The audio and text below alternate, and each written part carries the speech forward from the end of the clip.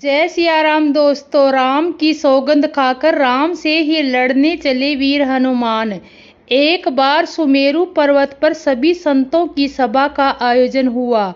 कैवरत देश के राजा शकुंत भी उस सभा में सभी संतों का आशीर्वाद लेने जा रहे थे। रास्ते में उन्हें देवर्षि नारद मिले। राजा सुकंत ने उन्हें प्रणाम किया। इस पर श्री नारद जी ने उन्हें आशीर्वाद देकर यात्रा का प्रयोजन पूछा। राजा सुकंत ने उन्हें संत सभा के आयोजन की बात बताई। इस पर नारद मुनि ने कहा, अच्छा है, संतों की सभा में जरूर जाना चाहिए।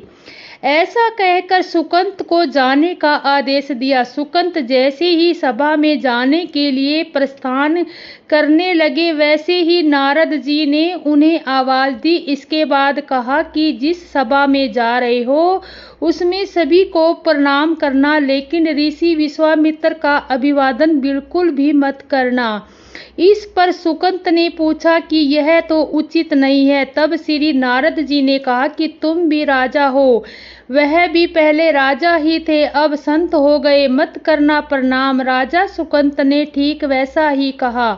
सभा के समाप्त होते ही विश्वामित्र जी श्री राम से मिलने पहुंचे। वहां पहुंचकर उन्होंने बताया कि उनका अपमान हुआ है। वह इसे भूल भी जाते, लेकिन यह तो संत परंपरा का अपमान है। राम जी ने पूछा, गुरु जी क्या हुआ?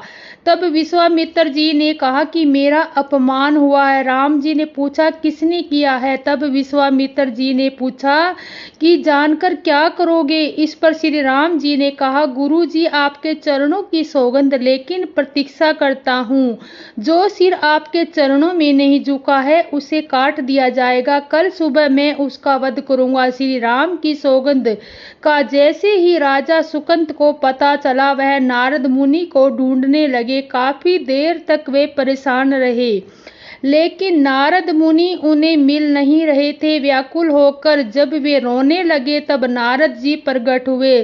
सुकंत ने हाथ जोड़कर उन्हें सारी बात कह सुनाई, साथ ही प्रणाम दान की विनती की। इस पर नारद जी ने उन्हें माता अंजनी की शरण में जाने की सलाह दी। यह भी कहा कि अगर उन्होंने तुम्हें बचाने का वचन दिया तो तुम जरूर बच जाओगे, लेकिन यह भी कहा कि वह किसी को याद नहीं रहेगा।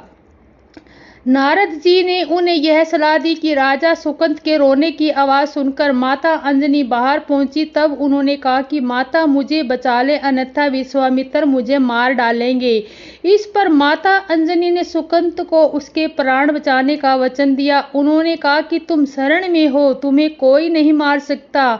इसके बाद राजा सुकंत को विश्राम करने के लिए कहा। शाम ढले जब हनुमान जी माता अंजनी के पास पहुंचे तो उन्होंने सारी बात बताई, लेकिन सुकंत को बुलाने से पहले माता अंजनी ने पवन सूत्र पुत्र के सुगंध लेने को कहा। तब श्री हनुमान जी ने कहा, वह श्री राम के चरणों की सौगंध लेते हैं कि वह सुकंत के प्राणों की रक्षा करेंगे। तब माता अंजनी ने राजा को बुलाया। हनुमान जी ने पूछा, कौन तुम्हें मारना चाहता है? तब सुकंत ने कहा कि श्री राम उन्हें मार डालेंगे। इतना सुनते ही मां अंजनी हैरान रह गई। उन्होंने कहा कि तुमने तो विश्वामित्र जी का नाम लिया था। अब राजा ने कहा कि नहीं, वह तो मरवा डालना चाहते हैं, लेकिन मारेंगे तो श्री राम। हनुमान जी ने राजा सुकंत को उनकी राजधानी में छोड़ा और श्री राम के दरबार में पहुंचे। वहां पहुंचकर उन्होंने राम जी से पूछा कि वह कहाँ जा रहे हैं। तब मर्यादा पुरुषोत्तम राम ने बताया कि वह राजा सुकंत का वध करने जा रहे हैं। तब हनुमान जी ने कहा, प्रभु उसे मत मारिए। राम जी ने कहा कि वह तो अपने गुरु की सौगंध ले चुके हैं, अब पीछ पीछे नहीं हटेंगे। हनुमान जी ने कहा, प्रभु मैंने उसके प्राणों की रक्षा के लिए अपने इष्ट देव यानी कि आपकी सौगंध ली है। तब हनुमान जी राजा सुकंत को लेकर पर्वत पर पहुंचे और राम नाम का कीर्तन करने लगे। उधर राम जी राजा सुकंत को मारने के लिए उनकी राजधानी पहुंचे, लेकिन वह नहीं मिले। वह उन्हें ढूंढते हुए पर्वत पर पहुंचे। वहां हनुमान नाम का मंत्र जाप कर रहे थे। राम जी को देखते ही सुकंत डर गए। उन्होंने कहा कि अब तो राम जी उसे मार ही डालेंगे। वह बार बार हनुमान जी से पूछता कि हम बच जाएंगे घबराएंगे ना। तब उन्होंने कहा कि राम मंत्र का जप करते रहो और निश्चित रहो, भगवान नाम का पूरा भरोसा रखो। लेकिन वह काफी डरे हुए थे, तो हनुमान जी ने सुकंत को राम नाम मंत्र के घेरे में बिठा दिया। इसके बाद राम नाम जपने लगे। राम जी ने राजा सुकंत को देखकर जब बाण चलाना शुरू किया तो सारे बाण राम नाम के मंत्र के आगे विफल हो जाते।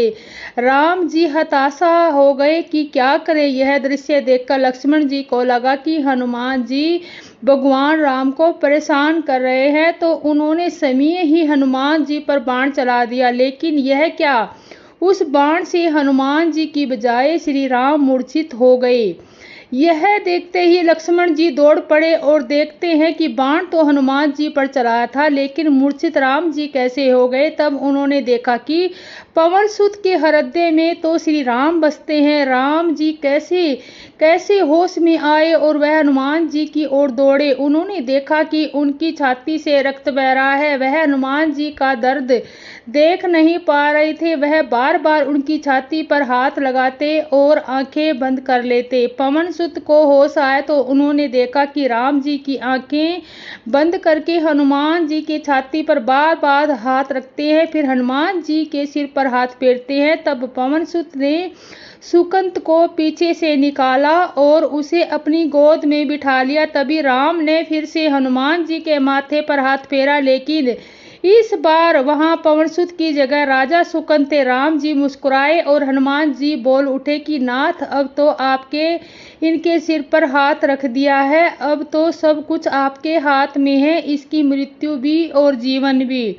आप ही सुकंत के जीवन की रक्षा करें। राम जी ने हनुमान जी से कहा कि जिसे तुम अपनी गोद में बिठा लो उसके सिर पर हाथ रख दो, मुझे हाथ रखना ही पड़ेगा, लेकिन गुरु जी को क्या जवाब देंगे। तब हनुमान जी को विश्वामित्र जी सामने से आते दिखाई दे पड़े। उन्होंने राजा सुकंत से कहा कि जाओ, तब प्राण नहीं जाना चाहिए तो क्या हुआ, अब कर लो। राजा ने दौड़कर विश्वामित्र जी का अभिवादन किया। विश्वामित्र जी प्रसन्न हो गए और बोले, राम इसे क्षमा कर दो। मैंने इसे क्षमा कर दिया है, क्योंकि संत का काम मिटाना नहीं बल्कि सुधारना होता है। यह भी सुधर गया है। उन्होंने सुकंत से पूछा कि संत का सम्मान न करने की सलाह तुम्हें किसने दी थी। इससे पहले कि राजा सुकंत विश्वामित्र जी से कुछ कहते कि नारद मुनि प्रकट हो गए। उन्होंने सारी घटना कह सुनाई। अब विश्वामित्र जी ने पूछा कि नारद जी, तुमने ऐसी सलाह क्यों दी। तब नारद जी ने कहा कि अक्सर ही लोग मुझसे पूछते थे कि राम बड़े या राम का नाम बड़ा, तो मैंने सोचा कि क्यों न कोई लीला हो जाए कि लोग अपने आप ही समझ लेंगे कि भगवान से अधिक भगवान के नाम की महिमा है। दोस्तों, आपको ये कहानी कैसी लगी? लाइक करें, सब्सक्राइब करें। जय सिया राम दोस्तों।